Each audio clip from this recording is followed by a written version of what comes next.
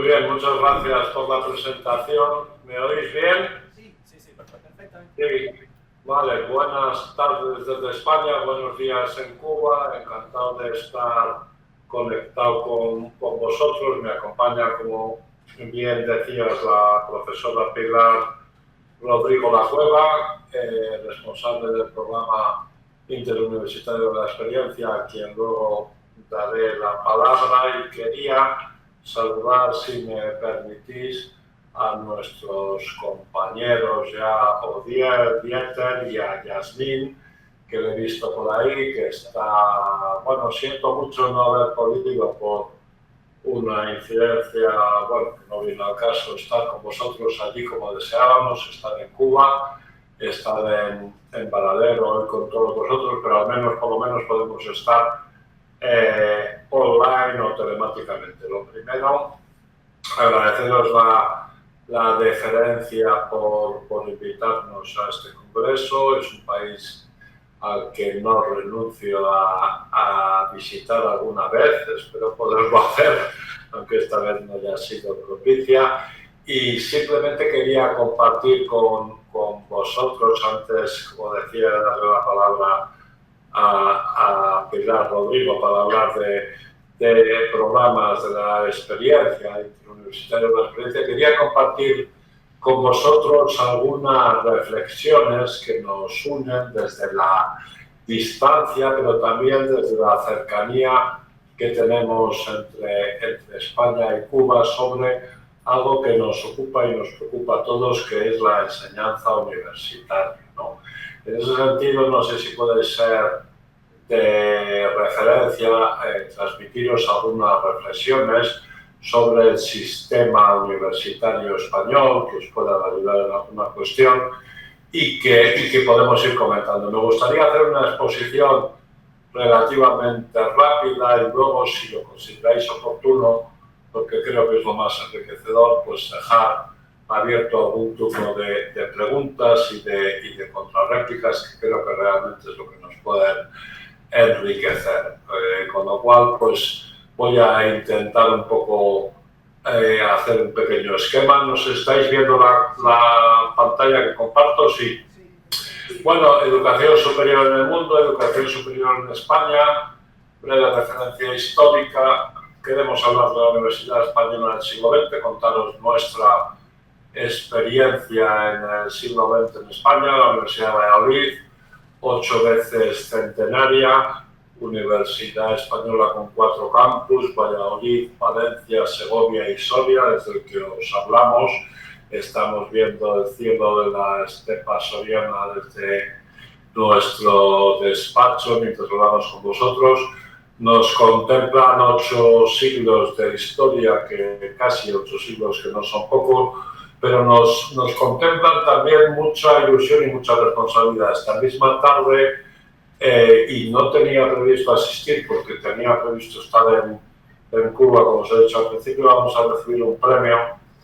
de un periódico de Soria, El Mundo, bueno, no de Soria, de un periódico nacional, El Mundo Heraldo de Soria, en su edición de Castilla y León,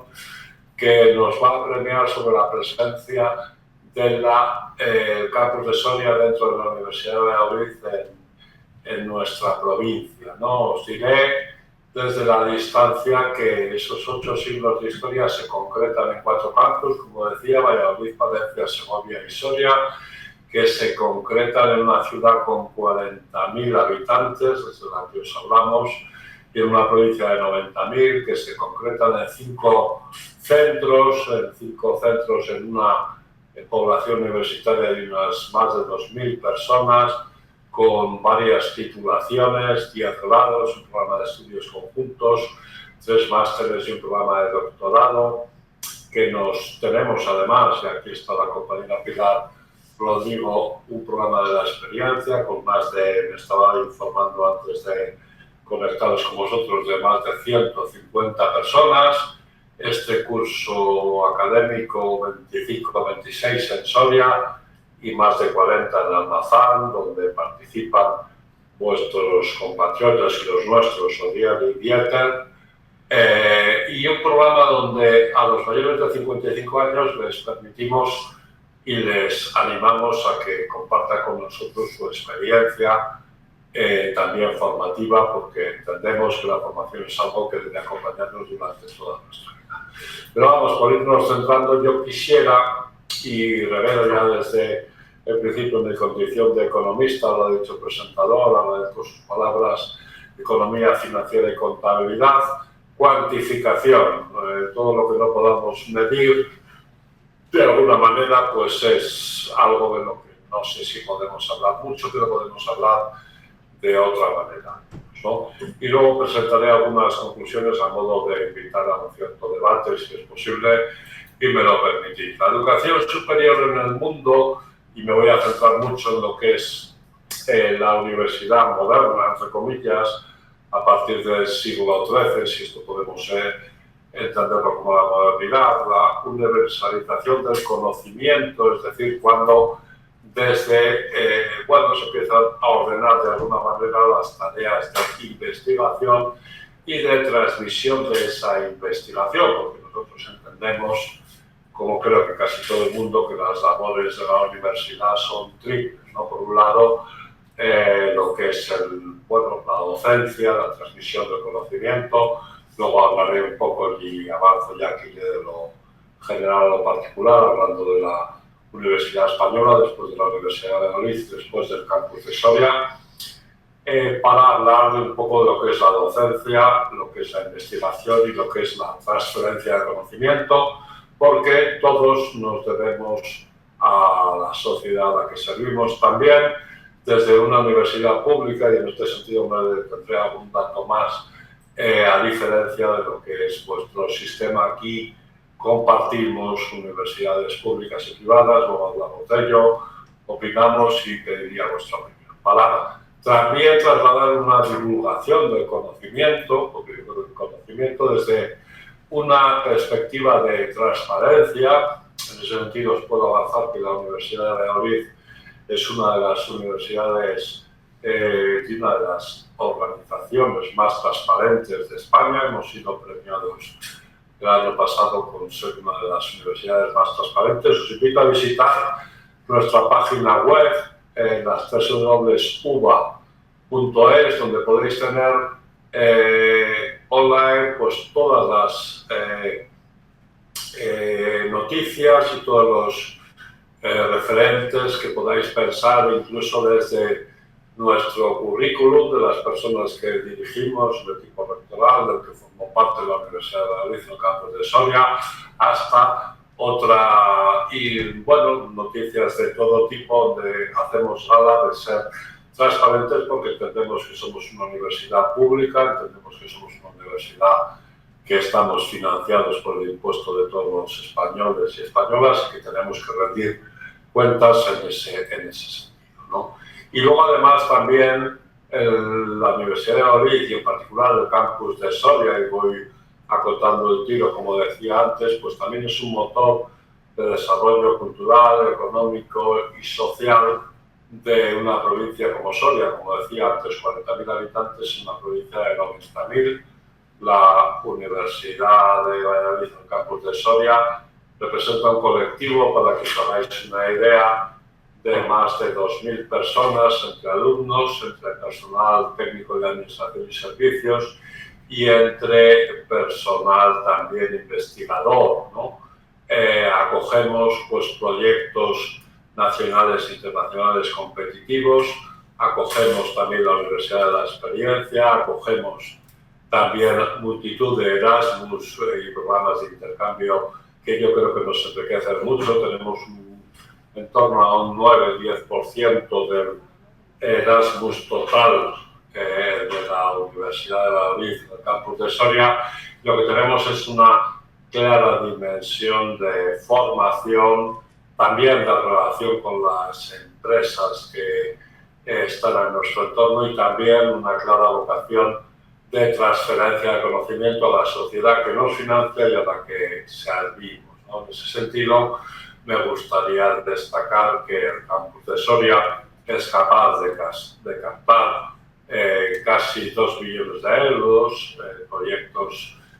competitivos nacionales e internacionales, que nos permiten sostener a más de un centenar de investigadores que se mantienen con esos proyectos, además de las cifras que ya he dado de profesorado y de personal técnico de administración y servicios. Todo esto, pasaré por esto muy rápidamente, no quiero aburriros, pero por una breve reseña histórica. Yo creo que, pese a mi condición de economista, creo que la historia es algo que debemos repasar. Aquí os pongo muy rápidamente pues un inicio de lo que podríamos llamar de la educación superior en España desde la Constitución de 1812, desde la Constitución de la PEPA, Cádiz, un informe Quintana de 1814, un reglamento general de instrucción pública de 1821, una relación entre los regímenes absolutistas y liberales en el siglo XIX español, que dominaron ese siglo en nuestro país y que determinaron pues, que los planes generales de instrucción pública fueran oscilando de un péndulo liberal y conservador, como otras muchas cosas, hasta llegar a una ley Moyano, 1857,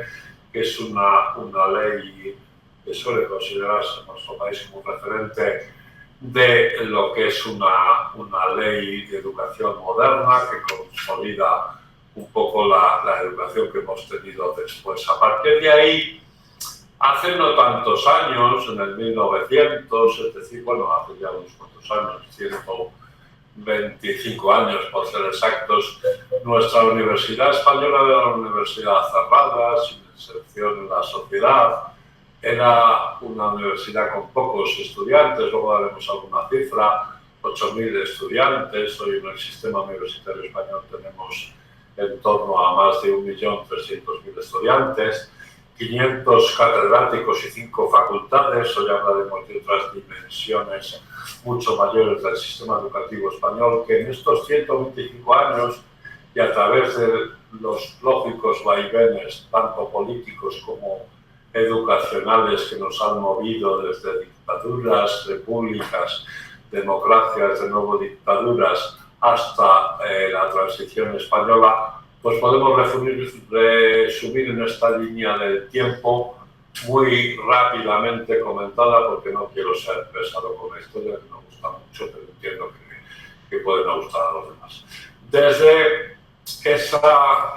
posición de la educación como algo que hoy consideramos todos que es lo que define a un país, es decir, como lo que define, siempre se ha considerado que la educación no es un gasto, sino que es una inversión. Esto no ha sido siempre pensado por todos nuestros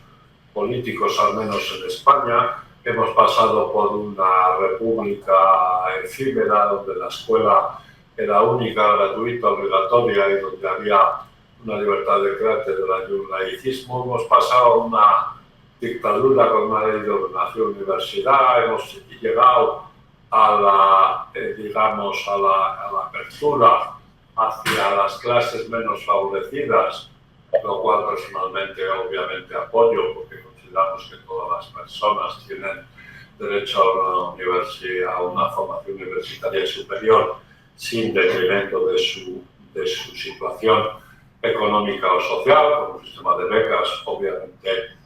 bien informado, donde prime el mérito y la capacidad. Hemos llegado ya en los años más recientes a la reforma universitaria y hemos llegado dentro de la Unión Europea, donde nos encontramos ahora, a los acuerdos de Bolonia, esa cuestión importante,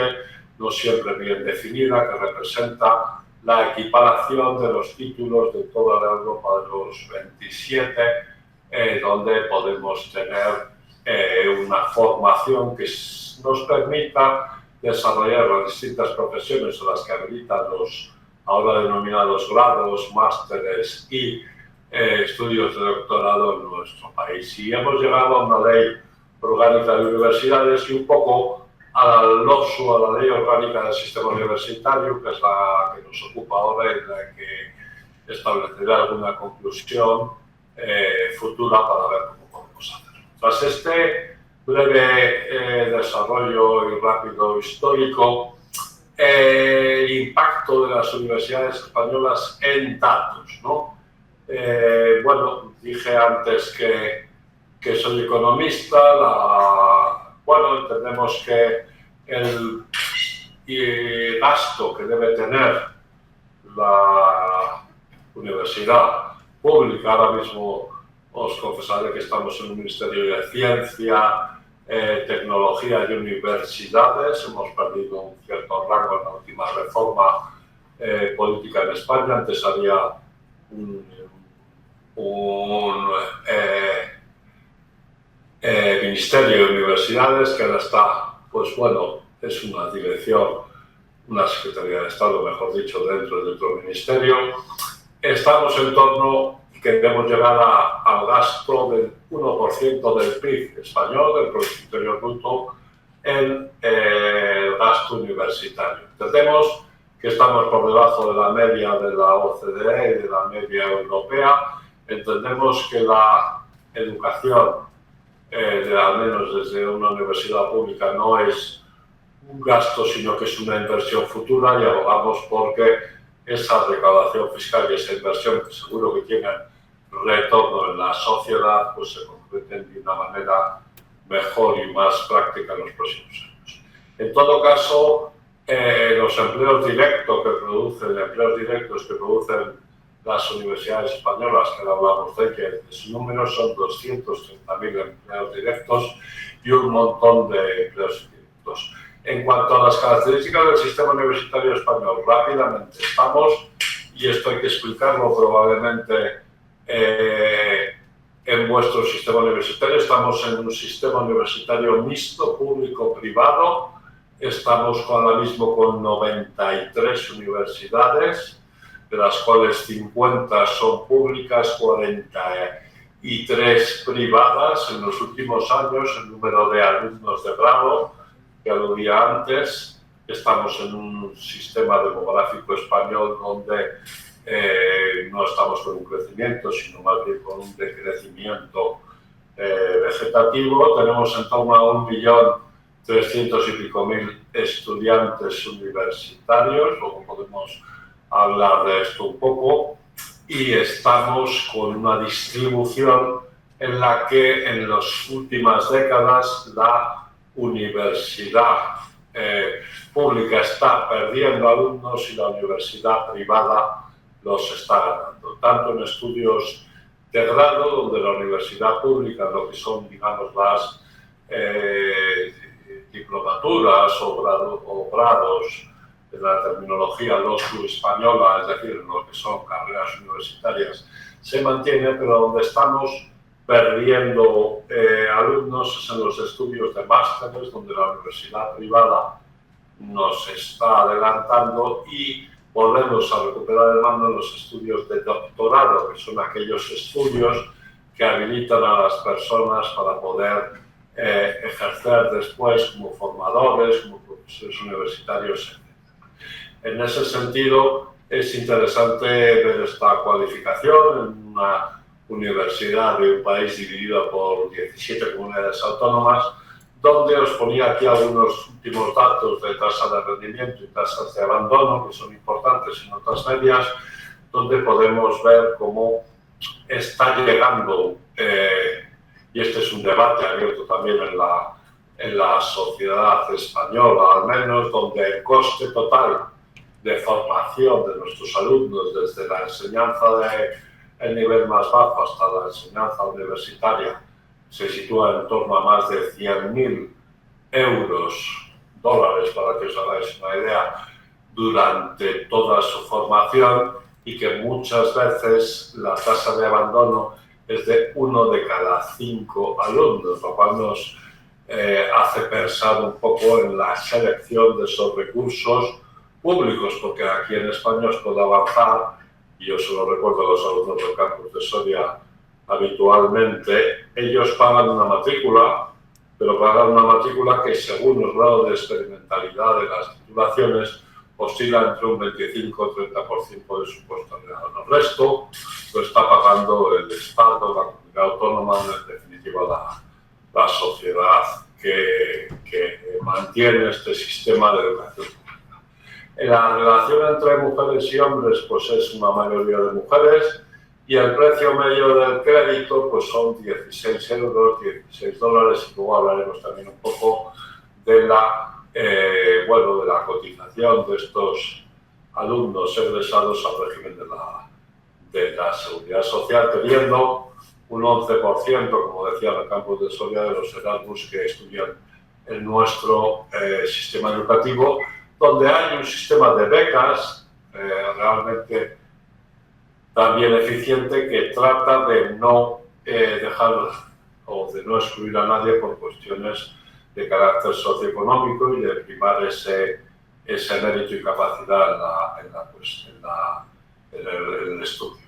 Algún dato más, y perdonadme si soy demasiado prolijo con los datos. El personal docente investigador, el problema que tenemos es tras una distribución más o menos equilibrada entre hombres y mujeres.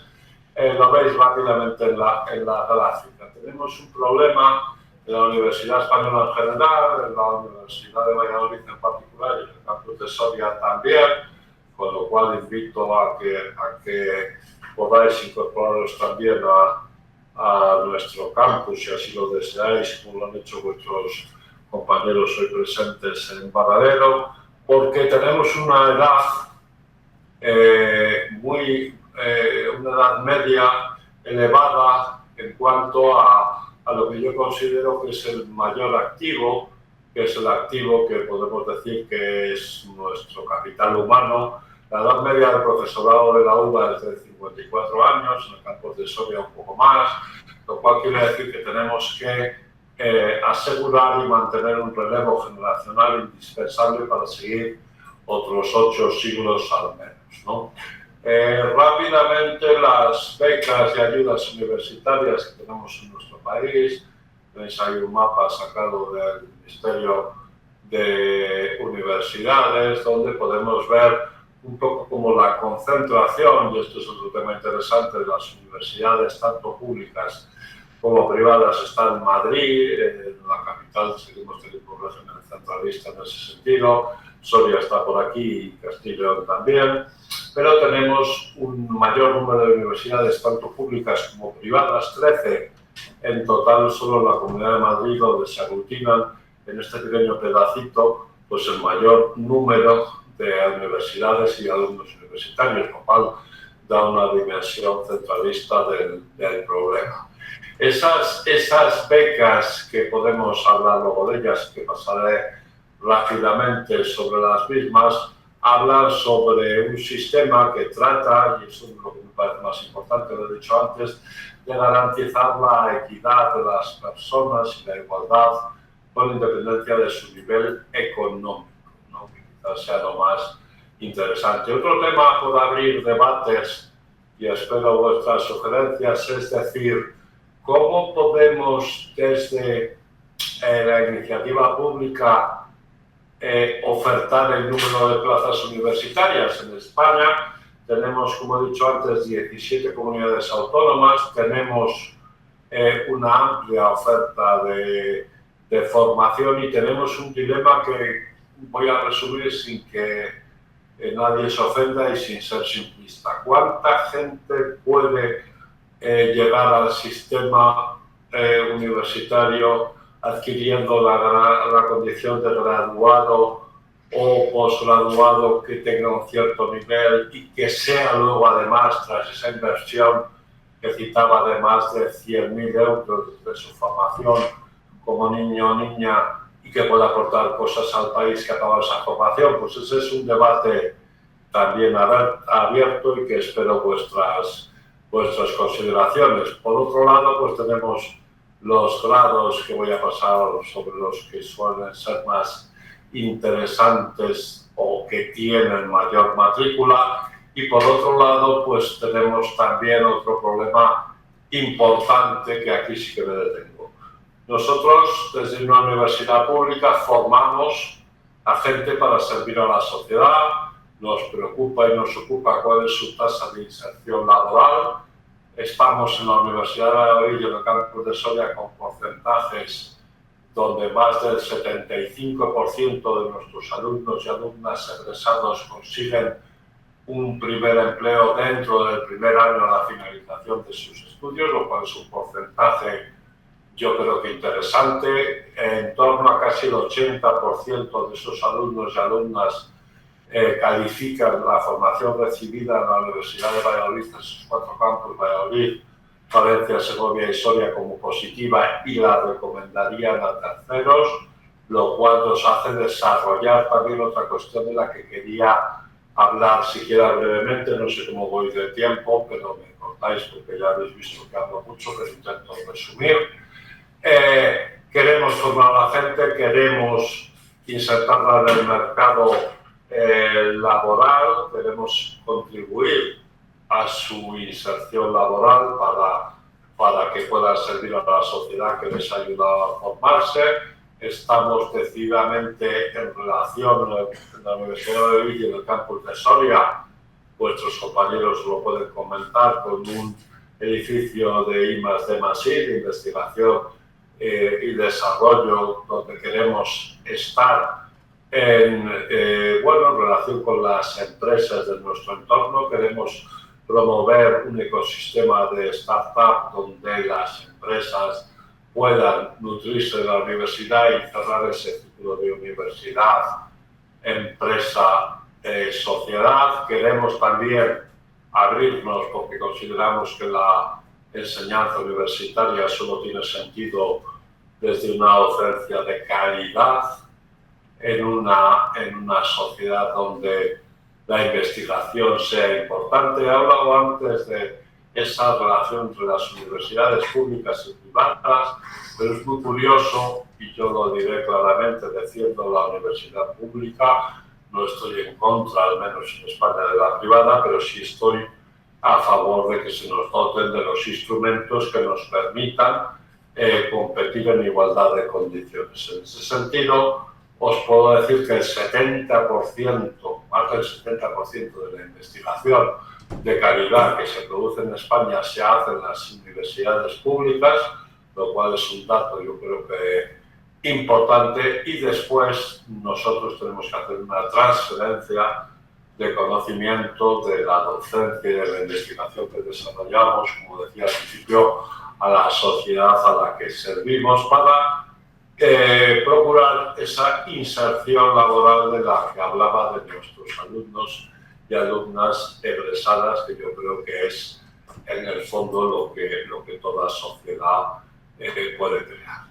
En resumen, y voy terminando, el informe de la CRUE, que es la Confederación de Rectores de las Universidades Españolas, es un órgano que aglutina a esas 93 universidades públicas y privadas que decía. En resúmenes, no hay demasiadas universidades, aunque parezca un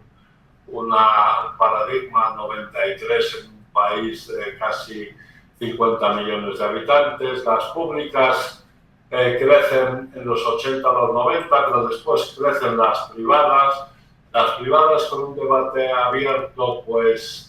permiten un acceso a la educación a aquellas personas que tienen un mayor nivel de renta, les permite un acceso mediante las prácticas a las que aludía brevemente antes al mercado laboral, lo cual puede tener cierta colisión con la igualdad de oportunidades de las personas que se gradúan en las universidades públicas o privadas. Es un debate abierto. Las becas salario, las becas que tratan de nivelar esa cuestión a la que aludía antes de, garantizar una educación de calidad a todos aquellos por el mérito y capacidad y no por el dinero, pues suponen 1.000 millones de euros por parte del Gobierno de España en el último año, con unas becas salario a los universitarios con menos posibilidades económicas de 8.800 euros al año, en un debate que también está abierto. Deberíamos hablar también, aunque no nos da tiempo y no quiero extenderme mucho, en cómo ordenamos, que es un tema que a mí particularmente me preocupa mucho, cómo ordenamos esa formación que nosotros desde una universidad pública podemos otorgar a los demás, siempre y cuando la graduemos entre lo que es una formación superior y lo que es una formación, digamos, lo que denominamos en España una formación profesional, o dicho para que se me entienda, en lo que es una formación de un nivel o de un rango educativo inferior al universitario, pero también muchas veces muy necesario, a veces más que el propio nivel universitario. Ese es otro debate abierto que en España estamos en ello. Y para todo eso, pues necesitamos, obviamente, y de esto es lo mismo en Cuba que en España, recursos económicos, y podemos dar algunos datos por ir finalizando. España invierte menos que la OCDE, el gasto por Producto Interior Bruto es menor en las universidades españolas, un país que no invierte en su educación es un país que no garantiza su futuro, lo entendemos nosotros. Buscamos una financiación más objetiva, podríamos hablar mucho de aquí. En la Universidad de Madrid, de solo un dato, tenemos un presupuesto de más de 260 millones de euros anuales para atender nuestras necesidades y una comunidad universitaria de 25.000 estudiantes, 4.000 profesores y más de 1.000 personas técnicas de administración y servicios, pero también deberíamos ser, y lo digo claramente, ser capaces de financiar más dinero con recursos propios que con las transferencias que tenemos de los gobiernos estatales, europeos, nacionales o autonómicos, que es de donde viene la principal financiación de la Universidad de Valladolid. Más de un 75% de la financiación de esos 260 millones presupuesto año 2025 que aludía vienen del propio gobierno autonómico, y yo, en mi opinión, creo que debemos ser capaces, como decía en el campus de Soria, de financiar cada vez más dinero con recursos propios mediante concursos competitivos nacionales e internacionales. A esa línea entendemos que la internacionalización en un mundo cada vez más globalizado es absolutamente necesaria, que debemos abrirnos al mundo para conocerlo mejor y que esa equidad financiera público-privada pues debe ser capaz de permitir algunos otros aspectos que la profesora Pilar Rodríguez va a comentar ahora. En el fondo, nuestra última reflexión, la mía, es debemos recuperar, que yo creo que sí, esa inversión que nos fijaba en el año 2023, hace 2 años, la última de las leyes de ordenación del sistema universitario, la DOSU, del 1% del PIB, del Producto Interior Bruto. Debemos recuperar eso. Un país que financia sus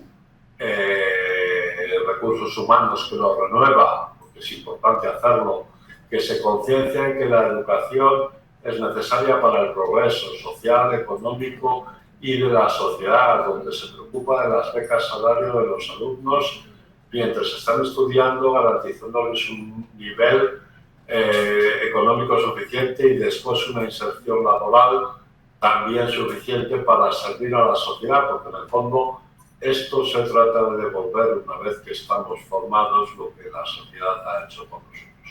Yo me quedo aquí, perdonad si me he extendido demasiado, si he hablado mucho en general, si he hablado menos del campus de Soria, pero me gustaría que dentro de eso también una reflexión final. Estamos empeñados en formar a la gente. Tenemos, y lo dejo ahí porque puede ser interesante, hacer esta reflexión que llegue hasta Cuba. Tenemos los recursos materiales, tenemos los recursos humanos, tenemos al menos en España un rango de edad de formación universitaria entre los 18 y los 22 años cada vez menor en cuanto al número de alumnos. Entonces debemos formar cada vez más y mejor a la gente fuera de esos rangos. Microcredenciales es la palabra que nos permite hacer una formación menos reglada, más a demanda de las empresas, y luego utilizar nuestro principal activo, que es sin duda, esto es igual en Cuba que en España, que en cualquier país, un activo de una universidad es su capital humano, la formación de sus formadores. Eso es lo que queremos y estamos haciendo, pioneros en el campus de Soria, formación a demanda de empresas que nos permite si lo pensáis, obtener recursos para financiar una formación distinta a gente que ya está trabajando en las empresas y que nos permita en el futuro, esperamos desde la Universidad de Valladolid obtener un 30%, y doy un dato, de nuestros ingresos universitarios dentro de 10-15 años en forma de esta formación en rangos de edades distintos a los actuales. Hay que reconvertirse, hay que ir con el mundo que nos ocupa, y dentro de eso ya sí que cedo la palabra, perdonadme si me ha alargado, a la profesora Pilar Rodrigo, para que hable de otro programa interesante, que es el formar a nuestros mayores en el programa interuniversitario de la experiencia. Y perdón, señora. Gracias, Carlos. Buenas tardes. Bueno, pues como dice mi compañero, el vicerrector del campus de Soria, espero que se me oiga bien. Buenas tardes desde Soria, buenos días a ustedes. Soy la directora del programa interuniversitario de la experiencia, y la palabra lo dice, interuniversitario. Es una iniciativa de la Junta de Castilla y León. Participan todas las universidades, tanto públicas como privadas, en este programa. Este programa, no voy a hacer un análisis histórico, comenzó en el año 1995 y desde luego la progresión ha sido meteórica. Recuerdo cuando empecé que había 22 alumnos. A fecha de hoy tenemos en Soria 150 y en una población muy pequeña, una población de 5.000 habitantes a 30 kilómetros de Soria, tenemos ya casi 50 alumnos matriculados, fecha de hoy. Bueno, pues es un programa, lógicamente, bueno, participamos todos y sobre todo con como fue una iniciativa primigenia de la Junta de Castilla y León, se trabaja de manera cofinanciada por la Universidad de Castilla y León, por todas las universidades, y también con la Gerencia de Asuntos Sociales, además de contar con la matrícula pequeña de los estudiantes. Bueno, este programa está dentro del programa de envejecimiento activo y del aprendizaje a lo largo de la vida. Comenzamos con alumnos que la condición era que fueran jubilados, mayores de 65 años, pero bueno, pues poco a poco hemos ido bajando la edad y con 55 años ya son alumnos que pueden matricularse. Una de las condiciones es que estén dentro, empadronados de las ciudades que forman la Comunidad de Castilla y León. Pues no sabría por dónde empezar, pero el objetivo fundamental es favorecer el aprendizaje, establecer relaciones personales a través de la cultura dentro del marco interuniversitario. Y bueno, pues decir asignaturas, hacemos de todo tipo. Este año en concreto tenemos programadas asignaturas de literatura, de derecho, tenemos sociología, que tengo el placer de contar con mis compañeros que están en Cuba, del Departamento de Pedagogía, del cual formo parte. Tenemos asignaturas de psicopedagogía, tenemos de botánica, de historia, y dividimos el programa en 2 cuatrimestres. Uno comienza ahora, comenzó la semana pasada, hasta febrero. Y de febrero a mayo hacemos otro segundo cuatrimestre. Los 2 cuatrimestres conforman un programa de estudios de un curso. Nuestros estudiantes mayores de 55 años se matriculan durante 3 cursos académicos que terminan con un título universitario. Muchos de ellos es el primero que tienen, otros acumulan ese nuevo título que damos desde la Universidad de Valladolid. Y desde luego el objetivo prioritario es favorecer el aprendizaje. Dentro de ese aprendizaje activo y dentro de ese aprendizaje, lógicamente, a lo largo de la vida. Cuando nos jubilamos no podemos dejar de aprender. Y ahora estoy abierta a cualquier pregunta que me hagan, porque podría estar hablando mucho de este programa interuniversitario. Perdonad si nos hemos extendido demasiado, ¿eh? Lo siento si os hemos consumido mucho tiempo. Muchísimas gracias.